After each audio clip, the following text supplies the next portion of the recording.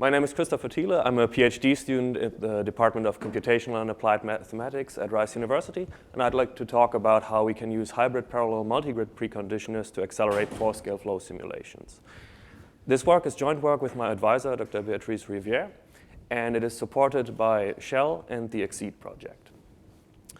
We're interested in the simulation of multi-phase four-scale flow, and for this presentation we'll focus on two-phase four-scale flow. And in this figure you can see a typical snapshot of a simulation where we're injecting a generic red fluid from the left into a domain that's initially filled with a blue fluid, which is then displaced to the right. And in green here you can see the center of the diffuse interface between the two phases. We run these simulations on pore images like this, which are obtained from micro CT scans of rock images. And I hope you can see that, or first of all, what you see here in gray is not the rock itself, it's the pore space inside the rock. And I hope that in this close-up you can see that this has a very jagged appearance, and that's because the micro CT image gives us a set of small cubical voxels, each of which represents either pore space or rock. To simulate pore scale flow on these images, we use a model that's based on a coupling of the Cahn-Hilliard equation and the incompressible Navier-Stokes equations. We use interior penalty discontinuous Galerkin methods for the discretization, and our computational grid is directly obtained from the pore image. So each cubical voxel in the pore image or in the micro CT image gives us one hexahedral element in our grid. We use hierarchical modal basis functions, and we'll see how that impacts our multigrid method later on. And we use time-implicit discretizations, meaning that we have to solve multiple linear systems in each time step. Large simulations typically require days or weeks of computation on dozens of compute nodes, and linear solvers account for most of the computational cost. And there's one specific linear solve, which I refer to here as the pressure correction solve, which accounts for over half, up to 80% of the computational cost if we use simple iterative solvers, something like a conjugate gradient method with a Jacobi preconditioner. And this pressure correction solve is basically the discretization of a Poisson problem. So clearly we can't just use simple solvers. The performance that we get with that is not very satisfactory. So we need to find something better. And to give you an idea of the context in which such a solver would have to operate, let's take a brief look at the implementation of our pore-scale multi-phase flow simulator, PMFS. PMFS is implemented in C++. It supports hybrid parallelism with OpenMP and MPI, and it uses the Trilinos framework as a linear algebra backend, which also supports this combination of MPI and OpenMP. We also support GPU-accelerated linear solvers using NVIDIA's AMGX package. And this hybrid parallelism with MPI, OpenMP, and to some extent GPUs gives us a lot of flexibility when it comes to different hardware, but it poses a couple of challenges. Mainly, it's difficult to find a solver that works for, or a linear solver that works for our systems and offers this hybrid parallel implementation. So previously, what we tried to do to get around this is to simply take the simple iterative solvers and accelerate them with GPUs, and we looked at strong and weak scalability. And we found that GPUs greatly accelerate these iterative solvers, which is not surprising because you can add a lot of compute power to each compute node. But we found that in a strong scalability, it's challenging to balance CPUs and GPUs because not all parts of the code benefit from GPUs, so you need to add a lot of compute nodes, and then you have a lot of GPUs that you need to keep busy. So that can be challenging in a strong scalability setting, but it's easier to do in a weak scalability setting where you keep the amount of work per compute node fixed. And in that case, we achieved over 75% efficiency with up to 64 V100 GPUs and up to, or linear systems of up to 175 million unknowns. So while this acceleration of simple iterative solvers is somewhat effective, what we really want is, of course, a more efficient solver, and then in the future we can think about accelerating that. So this pressure correction problem, which is the main driver of the computational cost, is an elliptic problem, and one algorithm or one class of algorithms that comes to mind for such elliptic problems are multigrid algorithms. And the idea on a high level is that if we have this linear system AU equals F, we don't solve it directly, but we first discretize our PDE again on a coarser grid, giving us another matrix which is smaller, and that's the coarse grid discretization. And then instead of solving the original system, we apply a smoother, so that's a very simple iterative method, such as a block Jacobi method. We do a few iterations of that. We then compute the residual given our new approximation to U. We restrict that to the coarse grid, and then we solve this coarse grid problem here for the error delta. Once we have that, we prolongate that back to the fine grid and apply this error correction here. And it turns out that this combination of using simple iterative methods as smoothers and then doing a recursion to the coarser grids is very efficient. And these geometric multigrid methods have been around for decades. But unfortunately, they require this spatial coarsening, which is not that easy in the complex pore geometries that we have to work with. Now, simply because these geometries require a certain spatial resolution. One way to get around this is to use algebraic multigrid, or AMG, where the idea is that we construct the coarse grid and the restriction and prolongations between the grids using heuristics in an algebraic fashion. And these methods have also enjoyed great success, and they've been around for decades as well. But unfortunately, the heuristics that most of them use don't really work for the specific DG discretizations that we use in our simulation. A third class of multigrid methods that actually works really well for our simulations or for our specific numerical method are p-multigrid methods. And the idea there is that instead of discretizing our problem on different grids, coarser and coarser grids, we pick one grid and then use discretizations of higher order, lower order, and even lower order. And in this way, we construct a hierarchy of discretizations that we can use for the multigrid method. And then once we have these discretizations, how do we go from the fine scale to the coarse scale, or from high order to low order? How do we do this restriction? Well, I mentioned that we use hierarchical modal bases. So what that means is that we start with a low order basis, and then we add more and more basis functions to get to the higher order. So the bases for each order, they are nested. So if we have a function u that has a representation with respect to the higher order basis, where the first sum is simply sum over all the elements in our grid, and then a second sum over all the basis function on each element. If we want to do the restriction to lower order, we simply drop all the basis functions, or the terms that correspond to basis functions of higher order. So we simply ignore those terms in this representation, and that's our restriction. That's, of course, very simple to implement, especially in a hybrid parallel environment. Similarly, if we want to do the prolongation back from low order to high order, because these bases are nested, we don't really have to do anything. If we have a representation with respect to the low order basis, that's already a valid representation with respect to the high order basis, because the low order basis is contained in the high order basis. So again, this is very easy to implement in a hybrid parallel fashion. The last ingredient we need for p-multigrid is the coarse scale operator, and we could, of course, just discretize our PDE using a lower order discretization, but there's a simpler way because of this hierarchical structure of our basis. We can use this approach called variational coarsening, where we use the restriction and the prolongation, and what that does is it just drops all the matrix rows and matrix columns that correspond to high order contributions. So that gives us the same matrix as if we just discretize the problem again, just in a more algebraic fashion that's easy to parallelize. Okay, so with these ingredients, we can do p-multigrid, and we implemented this algorithm in a software package called CFIS, which stands for Composable P-Hierarchical Solver. CFIS is written in C, and it's available as open source software under BSD license.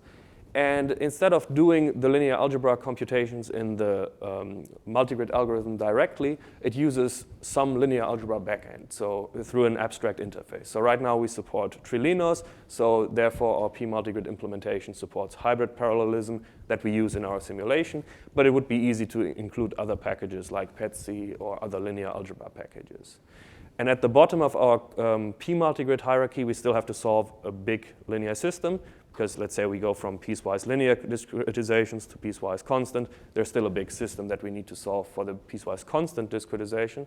And for that, we have a generic interface to any kind of third-party solver. And this p-multigrid solver is fully integrated into our simulation in the sense that our simulator, PMFS, assembles the system matrix using Trilinos' matrix classes. It then passes those to our p-multigrid solver, which in turn uses the same linear algebra backend to do the computation. So it sits right in between our simulator and the linear algebra backend. So that's our implementation. Let's take a look at the performance and how that helps with our pore scale flow simulations. We look at simulations on Berea sandstone images. Those are the images that I showed in the beginning, of different size. And we use piecewise linear DG discretizations. And that will result in linear systems ranging from about 64,500 unknowns for the smallest problem to 30.5 million unknowns for the largest problem here.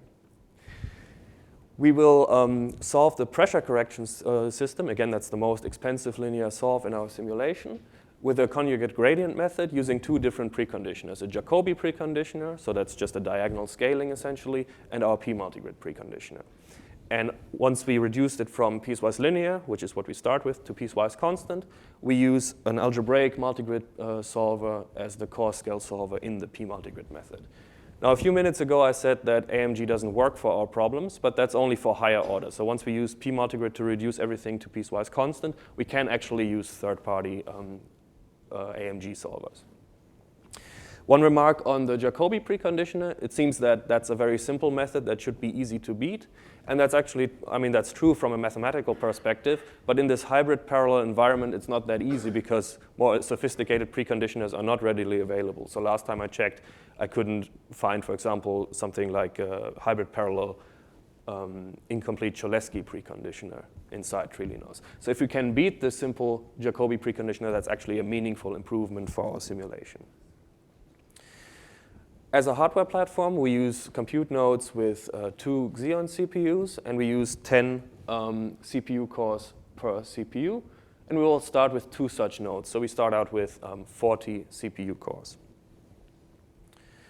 If we look at the number of CG iterations, so the number of linear solver iterations to solve these systems for the different problem sizes, we can see that with the Jacobi preconditioner, the number of iterations is more than 2 orders of magnitude higher, and it seems to increase a little faster as we increase the problem size. Whereas with p-multigrid, the number of iterations is much lower, and it increases a little bit more slowly. But what we're really interested in is, of course, not the number of iterations, but the time it takes to do these iterations. So if we look at the time that it takes to solve these systems, we can see that with the Jacobi preconditioner, the computational cost goes up very rapidly with the problem size. And the reason for that is that not only the cost per iteration increases for the larger problem, but we need to do more iterations as well. And we see that with the p-multigrid preconditioner, we don't have this effect. There's a moderate increase in cost here, but it's not nearly as dramatic as with the simple preconditioner. So for the large problem here, we have a reduction in computational cost of 96%, roughly. Now, of course, our simulator does other things than solving this one linear system. So let's see what the impact is if we accelerate that linear solve, what the impact is on the overall simulator performance. We can see that the impact increases as we increase the problem size. And for the largest problem, we reduce computational cost by roughly 54% by accelerating this one linear solve. In terms of scalability, we will take the largest of the test problems we looked at so far. We start again with 2 nodes, and then we go to 4, 8, and 16 nodes. And as we do that, you can see that as we go from 2 to 4 to 8, we get very good speed ups with the preconditioner or the linear solver itself. That's the solid line, as well as for the overall simulation. And after that, it drops a little bit. Now, in terms of efficiency, we get a similar picture. And we can see that the efficiency is very good, especially for the solver, until we get to about 8 nodes, and then it drops again. Now, it's not too surprising that the efficiency drops when we go beyond 8 nodes, and that's because using 16 nodes for a problem of this size is quite a lot. So remember, we are doing multigrid, so we have a hierarchy of discretizations, or grids. And on each grid, we solve smaller and smaller problems. And on the lowest grid, we solve a problem with fewer than 2,600 unknowns. And we're using 16 nodes, so that's 320 CPU cores. So clearly, that's dominated by synchronization and communication. So efficiency will suffer at some point. But let's also keep in mind that this speed up that we got from adding resources is on top of the 15x speed up that we got from moving from the simple preconditioner to p-multigrid. So if the efficiency is a little bit worse, that's fine, because we're still more than an order of magnitude faster. As for weak scalability, a comparison is a little bit more tricky, because what we would like to do is, let's say, double the amount of compute nodes and then also double the amount of work. But we can't really do that because we cannot produce poor images of arbitrary size. So it's a little bit trickier to do the weak scalability study, but we should expect a good weak scalability, given that the algorithm itself scales very nicely with increasing problem size. So the number of iterations only increases very slowly. And the initial good, strong scalability that we saw should indicate a reasonable efficiency of our implementation. With that, I would like to conclude. We saw that a combination of P-multigrid and algebraic multigrid preconditioners can greatly accelerate our pore scale flow simulations. They're easy to implement in a hybrid parallel setting, and they improve the scalability of our simulations to large problem sizes because they get around this problem of increasing number of iterations for the solver as well as increasing cost per iteration. And in the future, we're interested in applying these preconditioners to other problems, specifically the Cahn-Hilliard problem, which is part of this same simulation. And we're also interested in looking at GPU-accelerated implementations of this. Again, first we started out with a hybrid parallel simple solver, which we then accelerated. Now we have a more sophisticated solver, so we're interested in seeing how that improves if we apply GPU acceleration to this as well.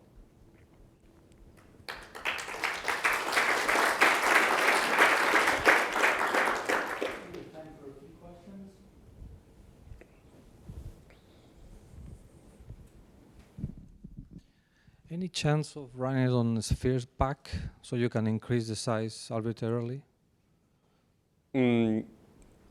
Because Sure. you have no assumptions on the medium, so. Yeah, to some extent, but I think we would have to start out with a reasonably large problem already, because if you start with a very small problem, you might have just like one pore, whereas on many, if you then increase it, you go to a network of pores, so you might change the physics a little bit. So the impact on the solver performance or the number of iterations might not be trivial in that case. But yes, you can do a weak scalability study, and then you can normalize by the number of elements that you actually have in your grid. But like defining efficiency and everything in that case was a little bit too much for the 15 minutes here.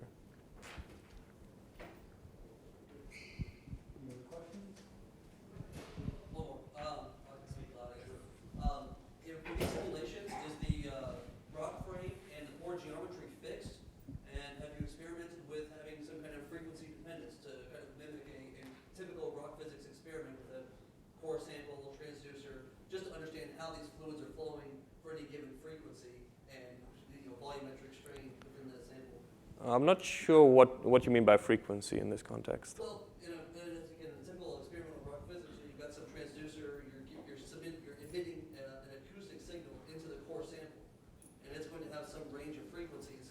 And any given frequency is going to change the dry rock frame and the pore structure, the pore geometry, in a certain way, causing various differentials and pressures at any given location within this complex pore geometry. And I'm interested in understanding how my fluids are going to flow for any of these given frequencies.